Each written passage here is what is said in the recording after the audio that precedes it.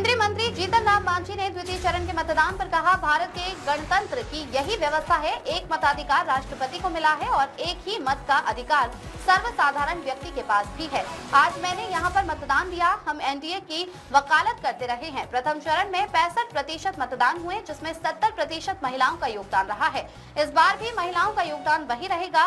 हमारे 122 में से कम 80 उम्मीदवार जीतेंगे। यहाँ पर भी आधे से ज्यादा मत एनडीए को मिला है।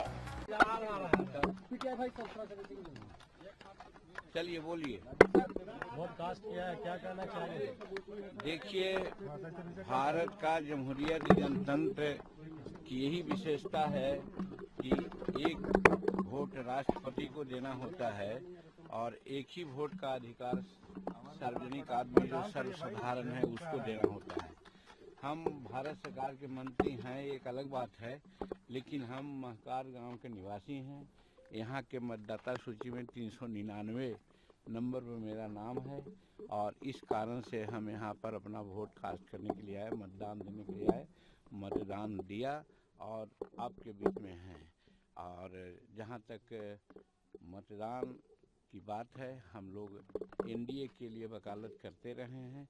एनडीए के पक्ष में कम से कम 2-3 दर्जन मीटिंग भी किया है और फर्स्ट जो फेज में चुनाव हुआ है उस चुनाव में 65% मतदान हुए हैं और उसमें 70% महिलाओं का योगदान रहा है।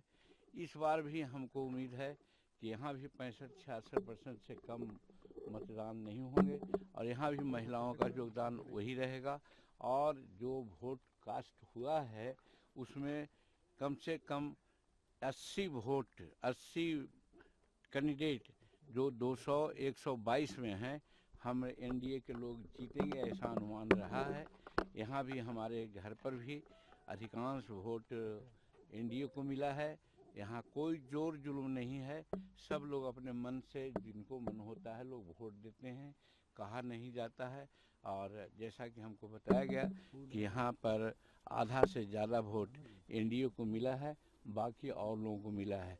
एज ए होल अत्रि क्षेत्र की जो सूचनाएं अभी तक के 2 बजे तक के हमको मिल रही है, सब जगह 70% से ज़्यादा वोट कास्ट हो रहा है, शांतिपूर्वक वोट कास्ट हो रहा है।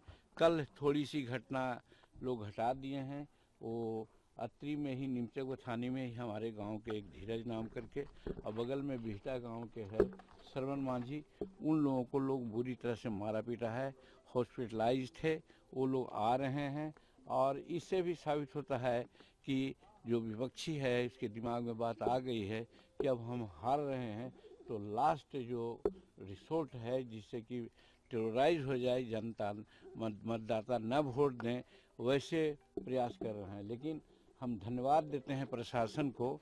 आज जैसा कि सुनने में आया है कि जिस इलाका में वो कहते हैं कि हम अत्रि के छत्री हैं, तो उस छत्री के जगह पर पल जगह पर सब सीआरपीएफ तैनात है और हर लोग को वोट देने में यही कहीं रुकावट नहीं है, सब लोग वोट कर रहे हैं।